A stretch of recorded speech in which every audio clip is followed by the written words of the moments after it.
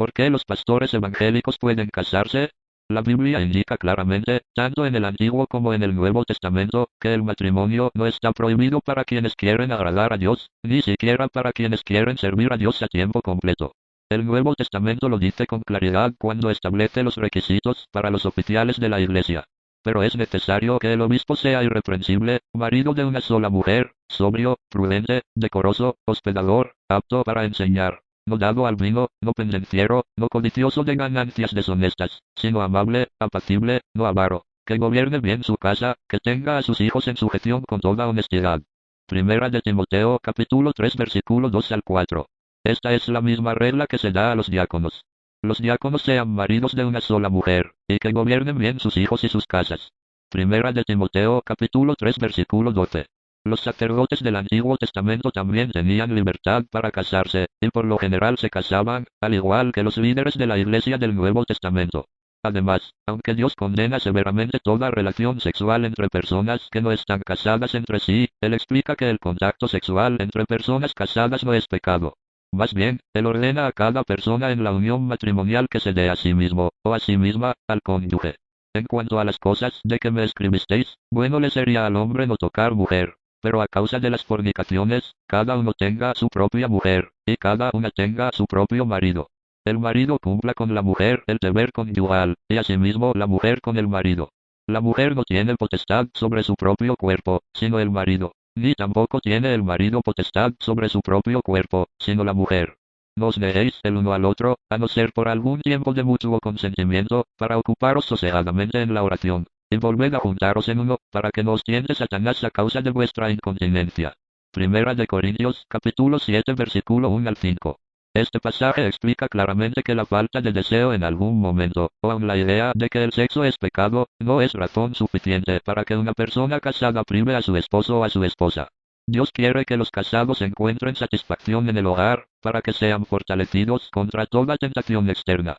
Las casadas estén sujetas a sus propios maridos, como al Señor, porque el marido es cabeza de la mujer, así como Cristo es cabeza de la Iglesia, la cual es su cuerpo, y Él es su Salvador.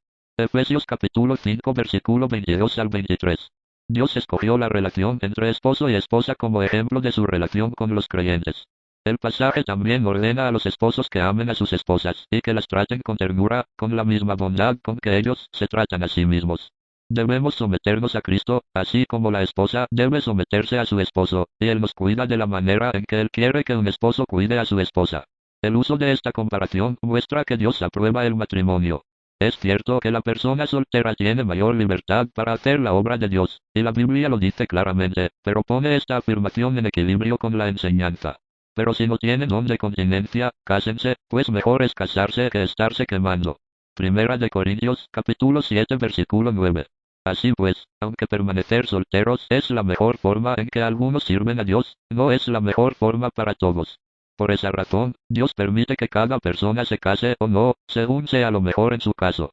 La Iglesia Católica sostiene que Pedro fue el primer obispo de Roma y el primer papa. Sin embargo, vino Jesús a casa de Pedro, y vio a la suegra de este postrada en cama, con fiebre. Mateo capítulo 8 versículo 14. No tenemos derecho de traer con nosotros una hermana por mujer como también los otros apóstoles, y los hermanos del Señor, y Cefas. Primera de Corintios capítulo 9 versículo 5. Vemos claramente que él era casado. Puesto que la Biblia no ordena el celibato para los líderes de la Iglesia, y la Iglesia primitiva no lo practicaba, obviamente no es un mandamiento de Dios para todos los que quieran servirle a tiempo completo. Esta orden fue impuesta a los sacerdotes católicos romanos por algunos sínodos, Elvira, Orange, Arles, Agde, Toledo, y por el primer concilio lateranense se celebró en Roma, con la Basílica de San Juan de Letrán como sede, y desarrolló sus sesiones entre el 18 de marzo de 1123 y el 11 de abril del mismo año. Está considerado por la Iglesia Católica como el noveno concilio ecuménico y el primero de los celebrados en Occidente. Fue convocado por el Papa Calixto II en diciembre de 1122 inmediatamente después del Concordato de Worms que puso fin a la querella de las investiduras, y a él asistieron, según las fuentes, entre 300 y 1000 participantes que promulgaron 25 cánones, aunque muchos de los cuales se ciñeron exclusivamente a confirmar decretos de concilios anteriores, en los que legisló sobre las siguientes cuestiones. Ratificación del Concordato de Worms que puso fin a la querella de las investiduras. Mantenimiento de la tregua de Dios, instituida en el año 987. Una de las decisiones más importantes y que marcará la distribución eclesiástica y la vida monacal es la decisión de Canon 311, que prohíbe el matrimonio a los miembros vinculados con la Iglesia. Esta postura fue tomada con una intención de control y sumisión de los agentes internos para con la congregación. Gastos, distracciones, familias y alojamientos eliminados de las preocupaciones para llevar a cabo las tareas propias de cada cargo, pero que nunca es mencionado en la Biblia. Se prohíbe el matrimonio a los sacerdotes, diáconos, subdiáconos y monjes. También les prohíbe mantener concubinas y la permanencia en sus casas de cualquier mujer diferente a las admitidas por los antiguos cánones. Los matrimonios en vigor de los clérigos son nulos de pleno derecho, y los que los hubiesen oficiado son declarados pecadores y obligados a confesión. Cánones 13 y 11.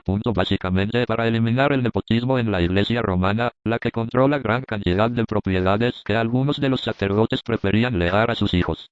Esta condición no existe en la mayoría de las iglesias protestantes, de modo que ha sido mínima la necesidad de esta clase de regulación. Además, muchas iglesias protestantes tienen una organización demasiado democrática para poder imponer una regla que no tiene base bíblica. La Iglesia Católica, como empleadora, tiene el derecho de exigir el celibato como requisito a algunos de sus empleados. Sin embargo, muchos sacerdotes no pueden seguir toda su vida sin tener relaciones sexuales. Dios considera que estas relaciones son sumamente pecaminosas cuando son practicadas por quienes no están casados. ¿No sabéis que los injustos no heredarán el reino de Dios? No erréis, ni los fornicarios, ni los idólatras, ni los adúlteros, ni los afeminados, ni los que se echan con varones, ni los ladrones, ni los avaros, ni los borrachos, ni los maldicientes, ni los estafadores, heredarán el reino de Dios.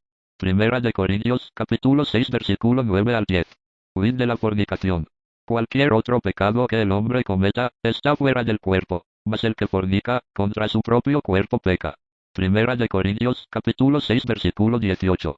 Porque ha parecido bien al Espíritu Santo, y a nosotros, no imponeros ninguna carga más que estas cosas necesarias. Que os abstengáis de lo sacrificado a ídolos, de sangre, de ahogado y de fornicación, de las cuales cosas, si os guardaréis, bien haréis. Pasadlo bien. Hechos capítulo 15, versículo 28 al 29. Pero los cobardes e incrédulos, los abominables y homicidas, los fornicarios y hechiceros, los idólatras y todos los mentirosos tendrán su parte en el lago que arde con fuego y azufre, que es la muerte segunda. Apocalipsis capítulo 21 versículo 8.